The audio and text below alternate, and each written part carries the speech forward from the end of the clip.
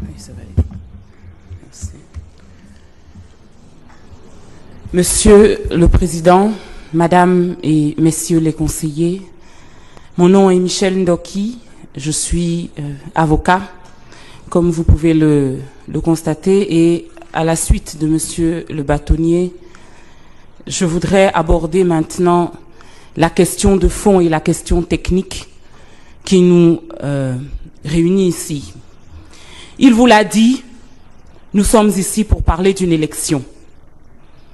Élire vient du latin eligere, qui veut dire choisir.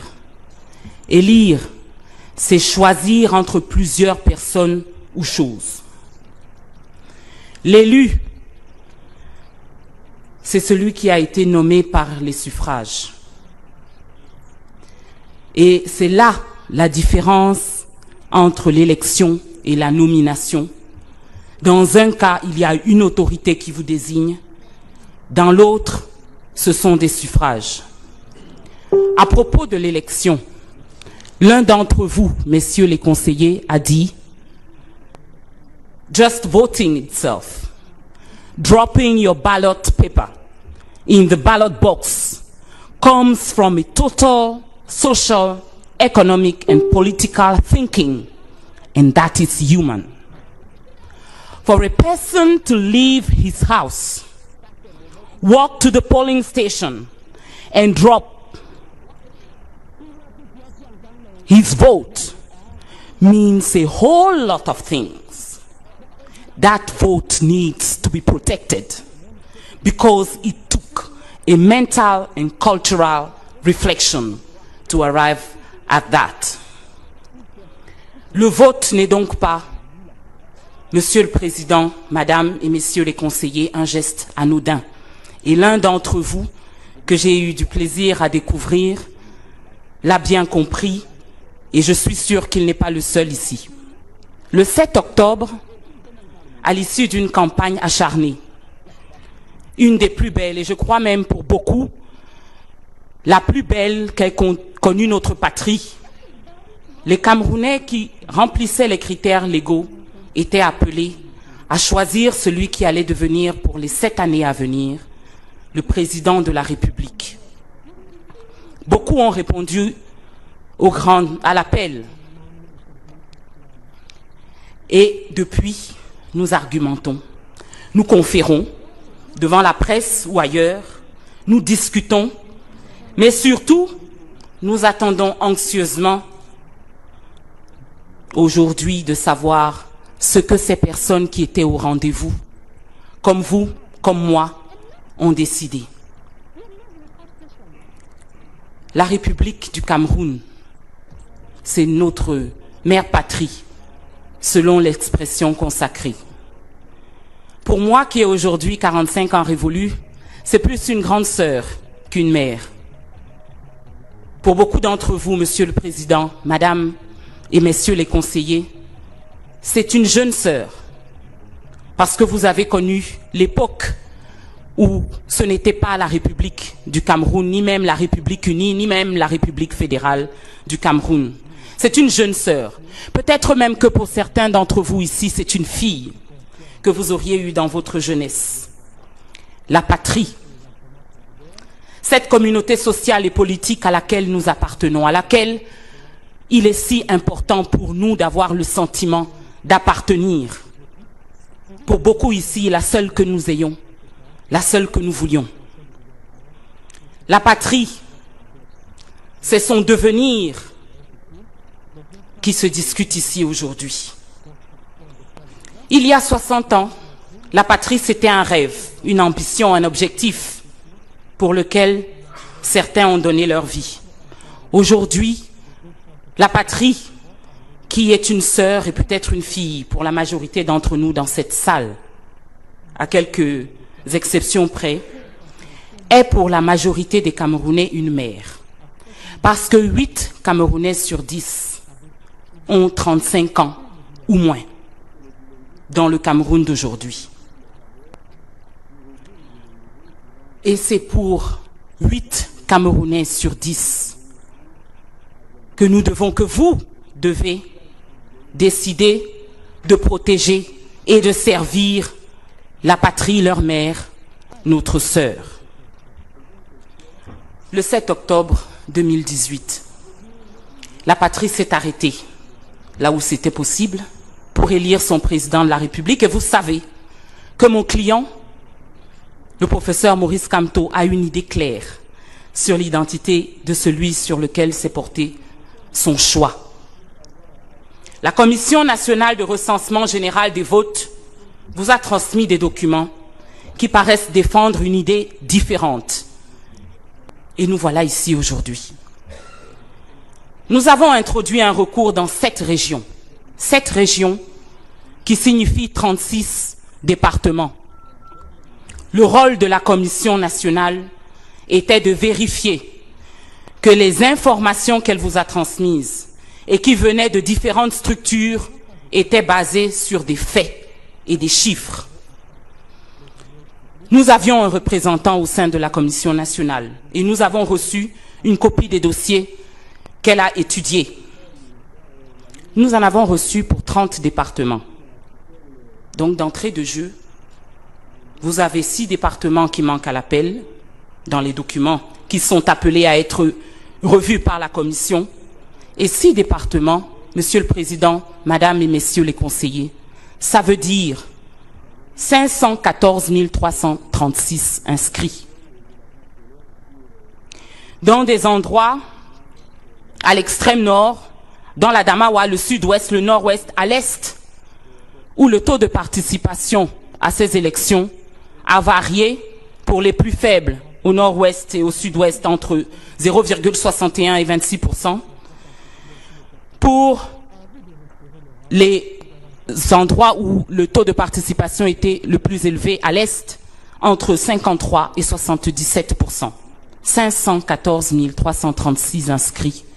Un taux de participation, comme vous pouvez l'entendre, et on ne sait pas ce qu'ils ont décidé. Suivant l'article 69 du Code électoral, la Commission nationale de recensement général des votes procède au décompte général des votes au vu des procès-verbaux et des pièces annexes transmis par les commissions départementales de supervision. Alors, bien entendu, la question qui se pose avant tout, c'est de savoir sur quelle base la Commission nationale a tranché. Nous avons ici la copie des documents que la Commission a étudiés et je vais demander à mon confrère, Maître Zombissier, de nous apporter ces PV.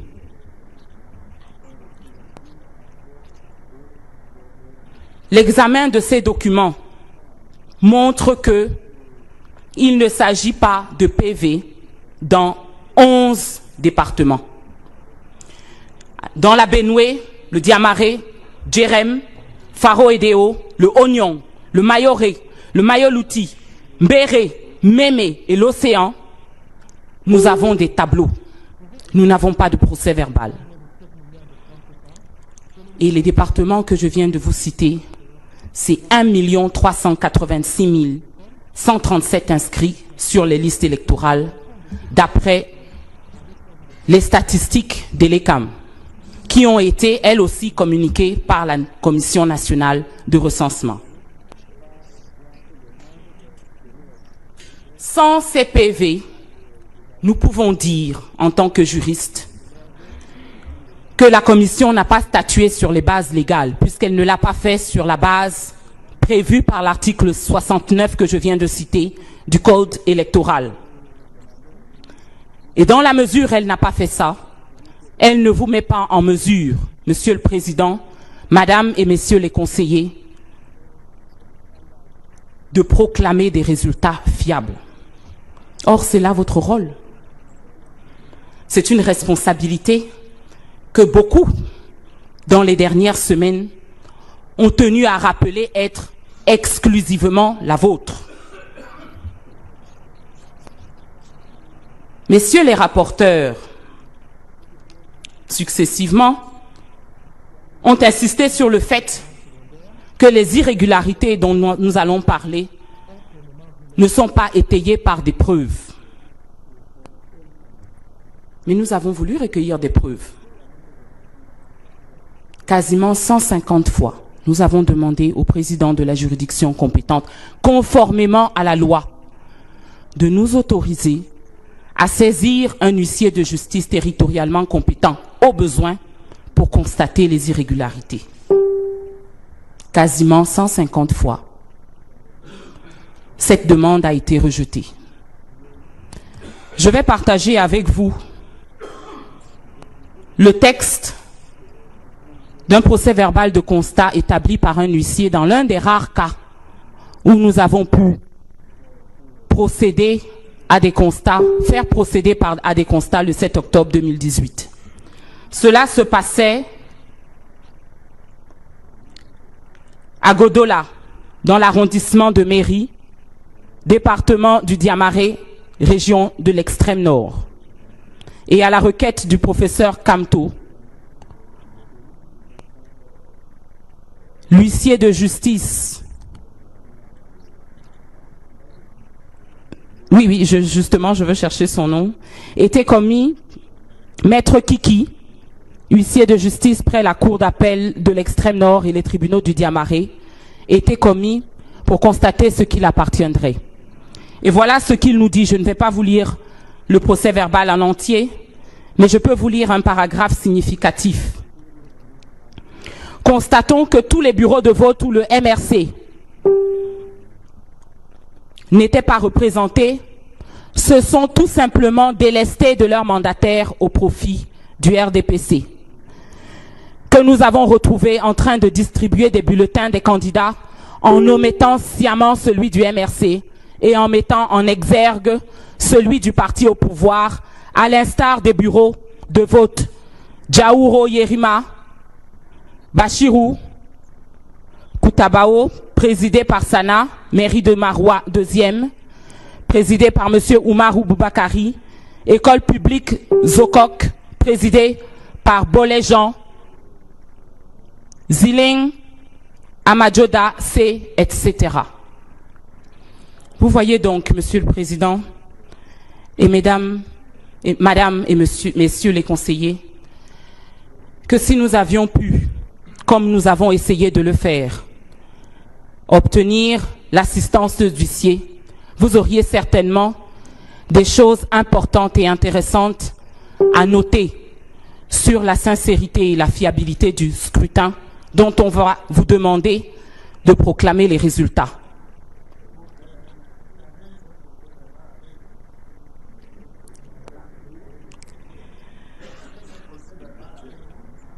J'ai la copie de ce procès verbal avec moi, oui, c'est ce que je viens de lire. Si on peut l'avoir. Bien entendu. Il nous faudra imprimer la version papier. J'ai entendu quelqu'un dire « Ah oui, mais nous ne pouvons pas être dans le biométrique et ne pas embrasser complètement l'ère moderne. » Le Diamaré, comme vous le savez, ce n'est pas le quartier d'à côté. Ce que l'huissier a fait, c'est nous transmettre par les moyens modernes de communication la pièce. Il vous est loisible, Monsieur le Président, Madame et Messieurs les conseillers, d'obtenir cette copie directement auprès de l'huissier ou de nous laisser la possibilité de vous faire imprimer la copie. Ça ne demandera que quelques minutes. Logiquement, vous auriez dû joindre dans un bordereau accompagnant votre requête. Logiquement, Monsieur le conseiller, et j'allais y venir plus tard, mais les circonstances m'obligent à y venir tout de suite. Logiquement, Monsieur le Président, Madame et Messieurs les conseillers, vous n'êtes pas tous des juristes. Le travail du Conseil constitutionnel n'est pas le travail d'une Cour suprême plus. Le travail du Conseil constitutionnel est de nous rapprocher sur les questions essentielles que l'on soumet à son examen de la vérité. La raison pour laquelle la loi prévoit que vous devez avoir la copie des documents qui ont servi à fonder l'opinion de la Commission nationale et de toutes les commissions qui l'ont précédée, c'est que vous n'êtes pas là seulement pour examiner des preuves ou dire le droit. Vous êtes là pour dire la vérité. Sur un événement particulier et particulièrement important. Qu'est-ce que le peuple camerounais a décidé sur la question de savoir qui sera pendant les prochaines années, les 7 prochaines années, son président de la République? Nous avons des documents. Si nous n'avons pas celui que je viens de citer, nous avons des documents. Et je vous propose, Monsieur le Président, Madame et Messieurs les conseillers, de les examiner maintenant. Nous avons ici le dossier qui a été communiqué concernant le département de la Benoué. Et vous pouvez constater que ce n'est pas un PV, mais un tableau. Que ce tableau ne comporte aucune signature et que sur ce tableau, qu'à ce tableau, qui est désigné comme la page 3 sur 4, sans que nous ayons eu la page 1 et la page 2, est annexé un document qui comprend un ensemble de signatures. Ça, Monsieur le Président, Madame et Messieurs les conseillers, c'est, pour reprendre vos termes, tout sauf une preuve. Cela veut dire que si nous considérons avec ce document que dans la Benoué, il y avait 357 410 inscrits et 179 443 votants, nous ne savons pas de manière fiable quelle a été leur décision. Je poursuis avec le département du Diamaré. Pour le département du Diamaré, nous avons reçu encore un tableau visé par des personnes qui ne sont pas identifiées. Les textes sont clairs.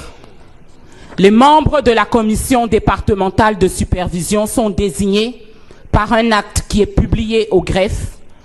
Et lorsque cette commission siège, on doit être en mesure, vous devez être en mesure de dire si les personnes qui ont siégé étaient bien les personnes désignées de droit comme les membres de la commission. Ici, nous avons un ensemble de visas et annexé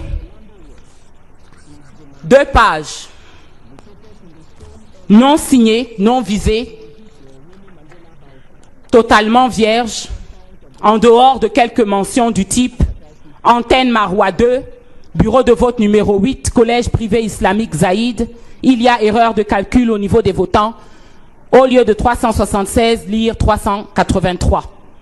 Et si je prends cet exemple seulement, nous devrions avoir la preuve de la raison pour laquelle la commission considère qu'il faut lire 383 et pas 376. Non seulement nous ne pouvons pas dire d'où vient ce document, mais nous ne pouvons même pas dire, à considérer qu'il s'agit effectivement d'un document qui vient de la commission. Yes, that's what I'm doing. Nous ne pouvons pas dire sur quelle base cette conclusion a été tirée. Ceci vaut pour, considérant le rapport, 268 119 inscrits et 171 736 votants. Le département du Djerem, nous n'avons pas de PV. La première page, pareil, a été signée par des personnes non identifiées. Le tableau, pareil, par des personnes non identifiées. Nombre d'inscrits concernés, 56 216. Nombre de votants indiqué ici, 30 727. Faro et Déo, pas de PV disponible. La page qui a été signée par les représentants, c'est la dernière page du document, sans aucun lien avec un document précédent. À l'avant, nous avons un tableau qui n'a été signé par personne.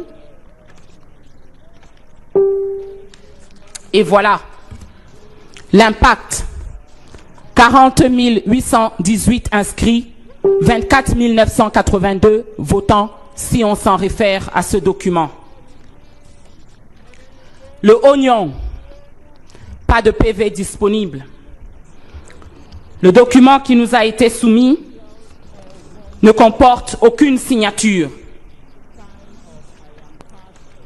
La première page indique élection présidentielle du 7 octobre 2018, région Est, département Oignon.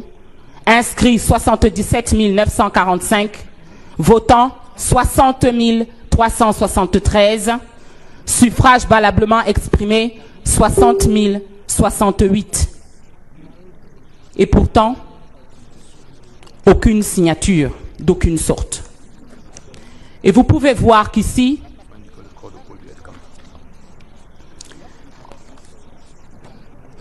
et oui, il serait peut-être intéressant que je précise dans chaque cas quel était le score décidé par la Commission nationale tel qu'il vous a été transmis. En ce qui concerne le Oignon donc, total des suffrages pour le candidat Biya Paul, 58 070. Total pour le candidat Kamto Maurice, 468.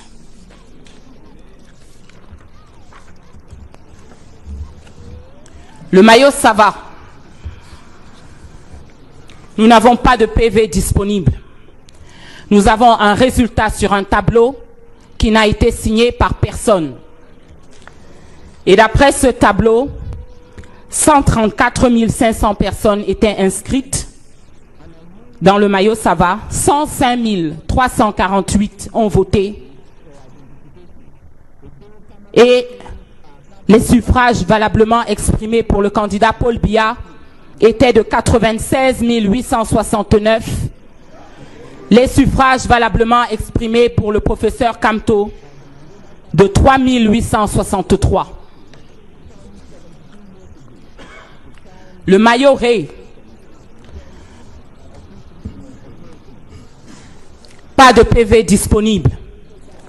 Le tableau qui nous a été fourni n'a été signé par personne.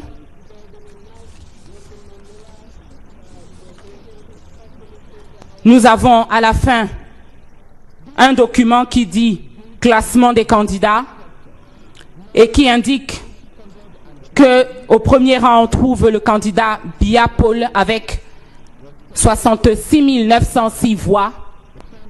Le candidat Kamto Maurice arriva en troisième position avec 1853 voix pour un nombre d'inscrits total de 129 610 et un nombre de votants de 78 355.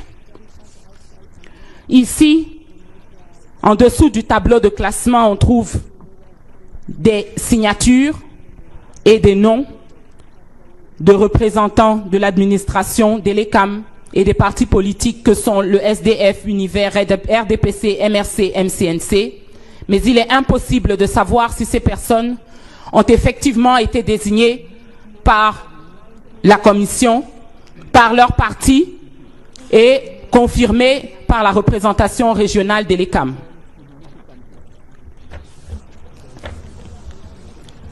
Le Mayo Louti, pas de procès verbal disponible. Nous avons un tableau et c'est tout, aucune signature d'aucune sorte.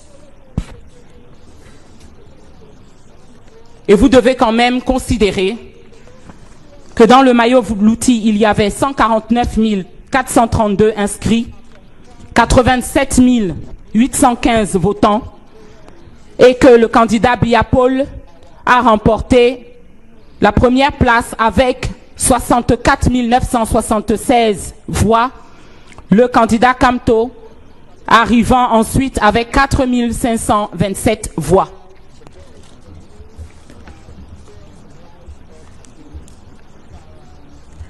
L'Ambéré, pas de PV disponible.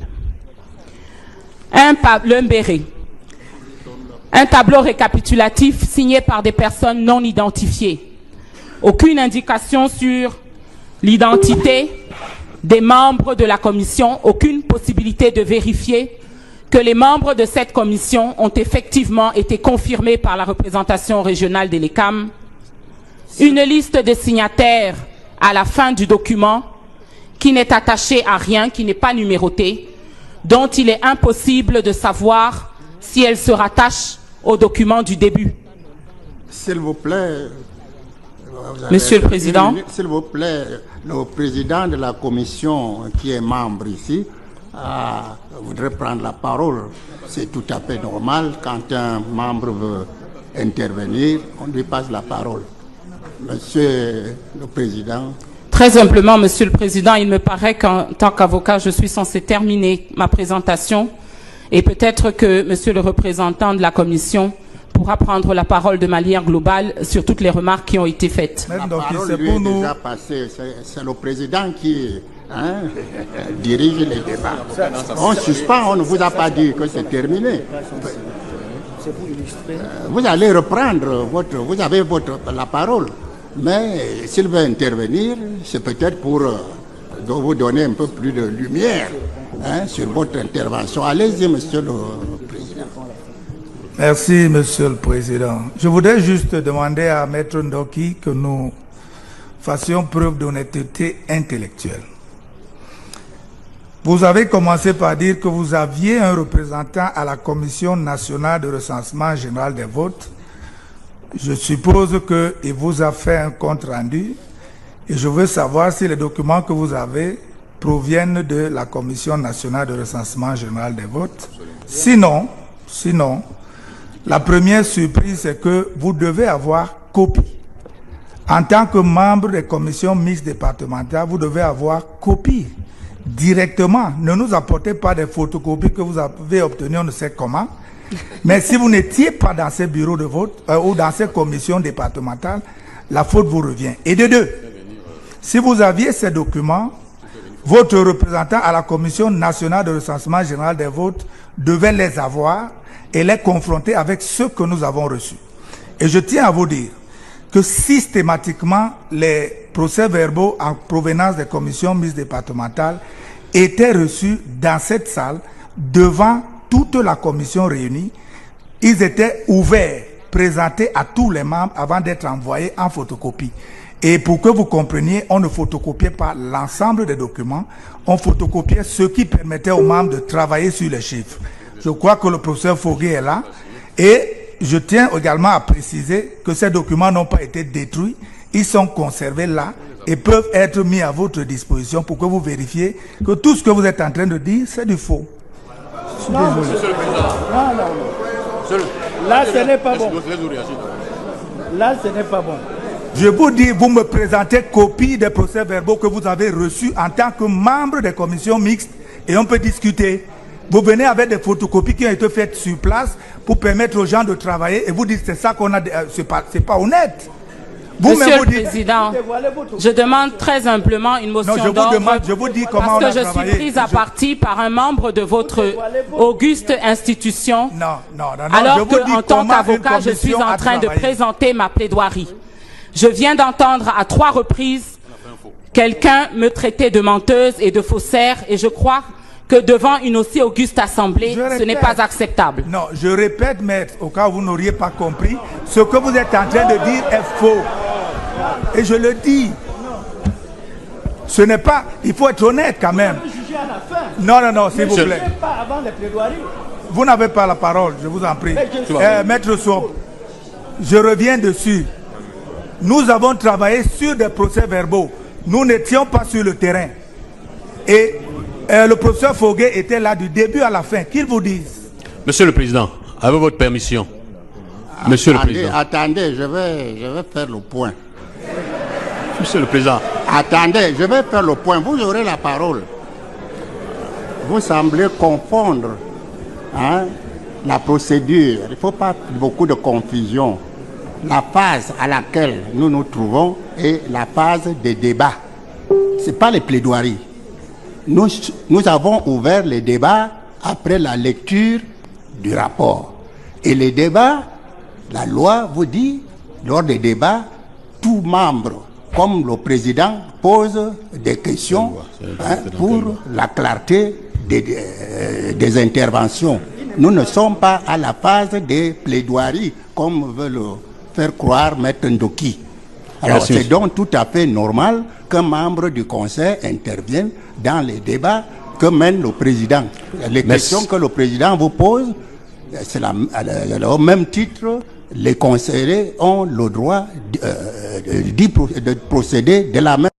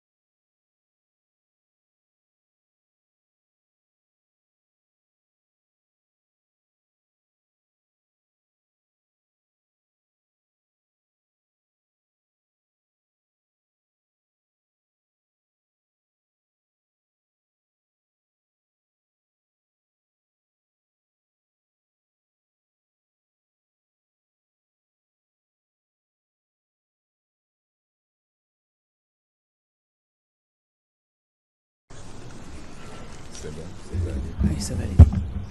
Merci. Monsieur le Président, Madame et Messieurs les conseillers, mon nom est Michel Ndoki, je suis avocat, comme vous pouvez le constater, et à la suite de Monsieur le bâtonnier, je voudrais aborder maintenant la question de fond et la question technique qui nous réunit ici. Il vous l'a dit, nous sommes ici pour parler d'une élection. Élire vient du latin eligere, qui veut dire choisir. Élire, c'est choisir entre plusieurs personnes ou choses. L'élu, c'est celui qui a été nommé par les suffrages. Et c'est là la différence entre l'élection et la nomination. Dans un cas, il y a une autorité qui vous désigne. Dans l'autre, ce sont des suffrages. À propos de l'élection, l'un d'entre vous, messieurs les conseillers, a dit « Just voting itself, dropping your ballot paper in the ballot box comes from a total social, economic and political thinking, and that is human. For a person to leave his house, walk to the polling station and drop his vote means a whole lot of things. That vote needs to be protected because it took a mental and cultural reflection to arrive at that. Le vote n'est donc pas, Monsieur le Président, Madame et Messieurs les conseillers, un geste anodin. Et l'un d'entre vous, que j'ai eu du plaisir à découvrir, l'a bien compris, et je suis sûr qu'il n'est pas le seul ici. Le 7 octobre, à l'issue d'une campagne acharnée, une des plus belles, et je crois même pour beaucoup, la plus belle qu'ait connue notre patrie, les Camerounais qui remplissaient les critères légaux étaient appelés à choisir celui qui allait devenir pour les 7 années à venir le président de la République. Beaucoup ont répondu à l'appel. Et depuis, nous argumentons, nous conférons devant la presse ou ailleurs, nous discutons, mais surtout, nous attendons anxieusement aujourd'hui de savoir ce que ces personnes qui étaient au rendez-vous, comme vous, comme moi, ont décidé. La République du Cameroun, c'est notre mère patrie, selon l'expression consacrée. Pour moi, qui ai aujourd'hui 45 ans révolus, c'est plus une grande sœur qu'une mère. Pour beaucoup d'entre vous, Monsieur le Président, Madame et Messieurs les conseillers, c'est une jeune sœur, parce que vous avez connu l'époque où ce n'était pas la République du Cameroun, ni même la République unie, ni même la République fédérale du Cameroun. C'est une jeune sœur. Peut-être même que pour certains d'entre vous ici, c'est une fille que vous auriez eue dans votre jeunesse. La patrie. Cette communauté sociale et politique à laquelle nous appartenons, à laquelle il est si important pour nous d'avoir le sentiment d'appartenir. Pour beaucoup ici, la seule que nous ayons, la seule que nous voulions. La patrie, c'est son devenir qui se discute ici aujourd'hui.